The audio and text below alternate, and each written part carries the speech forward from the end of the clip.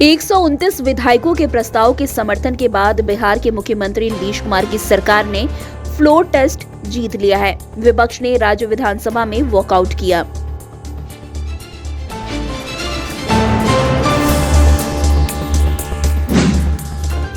बिहार के मुख्यमंत्री नीतीश कुमार ने आज अपनी सरकार के शक्ति परीक्षण से पहले राज्य विधानसभा को संबोधित किया।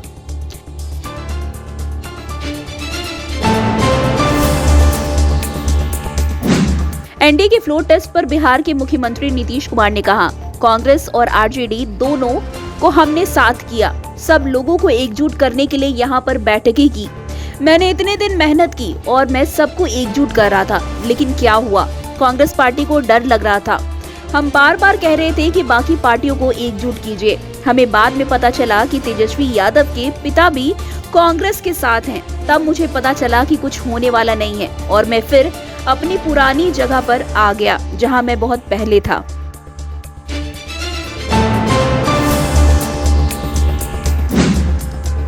एनडीए के फ्लोर टेस्ट पर बिहार के पूर्व उप मुख्यमंत्री और राजद नेता तेजस्वी यादव ने कहा कि कर्पूरी ठाकुर को भारत रत्न मिला तो बहुत खुशी की बात है। कर्पूरी ठाकुर और मेरे पिता यानी कि लालू यादव के साथ नीतीश कुमार काम कर चुके हैं। आपको तो ये पता था कि जब कर्पूरी ठाकुर ने आरक्षण बढ़ा दिया था तो जनसंघ वालों ने ही कर्पूरी ठाकुर को मुख्यमंत्री पद से हटा दिया था। आप कर्पूरी ठाकुर का नाम लेते हैं, फिर भी आप कहां बैठ गए? वहीं भाजपा और जनसंघ वाले कहते हैं कि आरक्षण कहां से आएगा।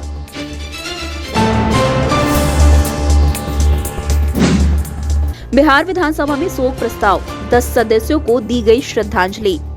गोवर्धन नायक, शिव पूजन सिंह, रामचंद्र राय, रामनाथ गुप्ता, रमेश प्रसाद सिंह, तारा गुप्ता, सूर्य नारायण सिंह यादव, गुणानंद झा, ब्रह्मानंद मंडल और सरयुग मंडल के निधन पर सदन में रखा गया मौन।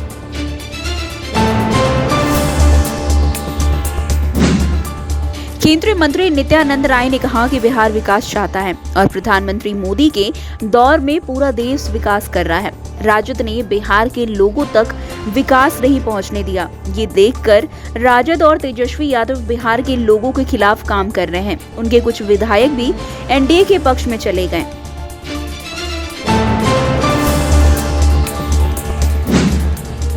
भाजपा विधायक शैलेंद्र कुमार ने कहा कि जिन्होंने गलत किया उन्हें भुगतना पड़ेगा। हम तोड़ने में नहीं, जोड़ने में विश्वास रखते हैं।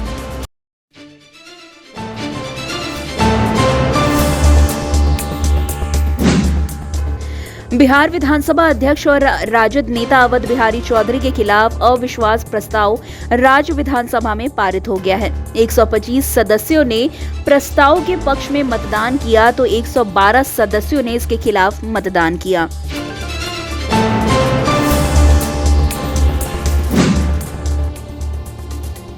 एसएसपी राजीव मिश्रा ने कहा कि आज विधानसभा सत्र को देखते हुए सुरक्षा व्यवस्था कड़ी कर दी गई है। आज सत्र का पहला दिन है। सदन के अंदर जो कुछ भी होता है उससे हमारा कोई लेना देना नहीं है।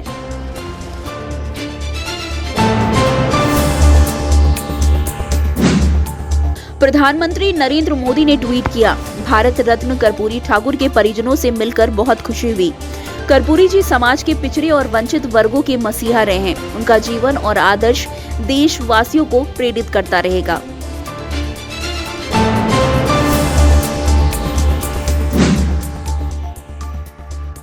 बिहार के पूर्व मुख्यमंत्री कर्पूरी ठाकुर के परिवार के सदस्यों ने आज प्रधानमंत्री नरेंद्र मोदी से मुलाकात की और उन्हें भारत रत्न देने के लिए धन्यवाद दिया।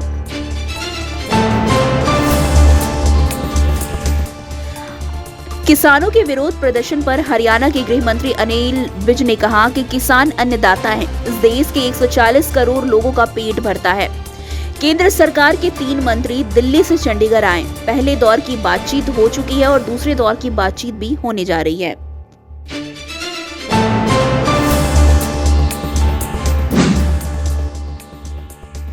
तेरह फरवरी को किसानों के दिल्ली चलो विरोध प्रदर्शन से पहले सिंधु बॉर्डर पर सुरक्षा व्यवस्था कड़ी कर दी गई है।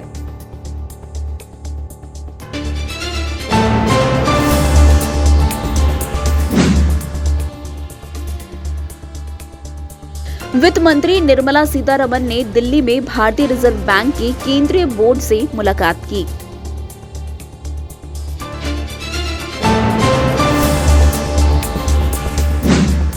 मथुरा में यमुना एक्सप्रेसवे पर एक बस और कार की टक्कर हो गई। जांच में बताया जा रहा है कि बस का टायर फट गया और उसका संतुलन बिगड़ गया और पीछे से आ रही कार से उसकी टक्कर हो गई।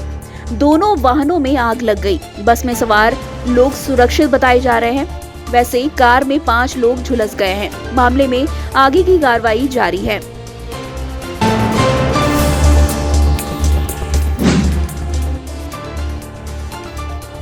कांग्रेस नेता राहुल गांधी ने कोरबा से फिर से भारत जोड़ो न्याय यात्रा की शुरुआत की।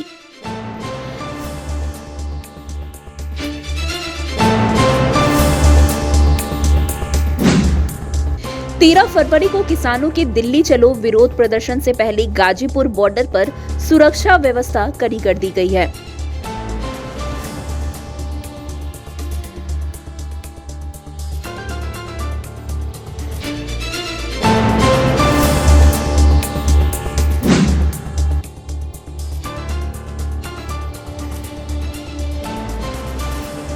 हल्द्वानी हिंसा के 25 आरोपियों को सेशन कोर्ट में लाया गया।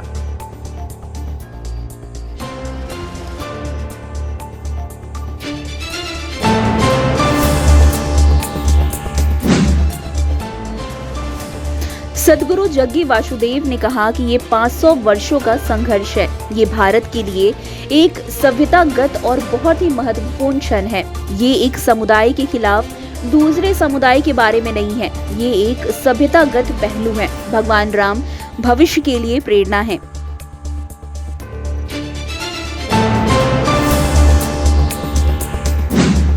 किसान संगठनों द्वारा 13 फरवरी को बुलाए गए दिल्ली चलो विरोध मार्च पर दिल्ली सरकार में मंत्री सौरभ भारद्वाज ने कहा कि देश का कानून भी कहता है कि पुलिस की हिरासत में तो गवाह की गवाही भी नहीं मानी जाती और आप यानी कि केंद्र सरकार पुलिस और फौज को खड़ा करके देश के अन्नदाता को कह रहे हैं कि हम खुले मन से बात करना चाहते हैं।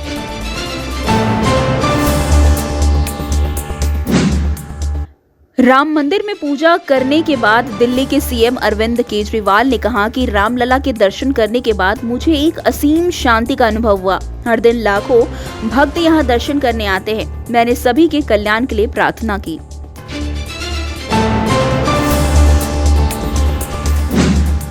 दिल्ली के मुख्यमंत्री अरविंद केजरीवाल और पंजाब के मुख्यमंत्री भगवंत मान ने आज अपने परिवार के साथ अयोध्या राम मंदिर में पूजा अर्चना की।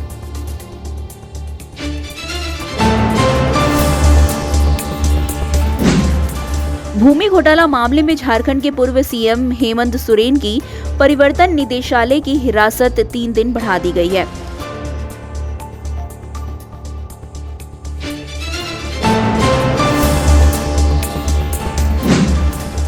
केंद्रीय मंत्री हरदीप सिंह पुरी ने कहा कि हमारी अर्थव्यवस्था में पिछली तिमाही में 7.6% के हिसाब से बढ़ोतरी हुई है। मैं देख रहा हूं कि 2014 में जब प्रधानमंत्री नरेंद्र मोदी ने उत्तरदायित्व संभाला तो उस समय क्या स्थिति थी, इस समय क्या है और आने वाले 5 सालों में क्या होगी।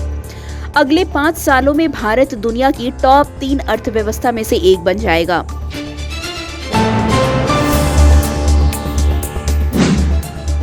प्रधानमंत्री नरेंद्र मोदी ने कहा कि भारत में डिजिटल पब्लिक इंफ्रास्ट्रक्चर से एक क्रांतिकारी परिवर्तन आया है। हमारे छोटे से छोटे गांव में छोटे से छोटे व्यापारी भी डिजिटल भुगतान कर रहे हैं, क्योंकि इसमें सुविधा के साथ साथ तीव्रता भी है।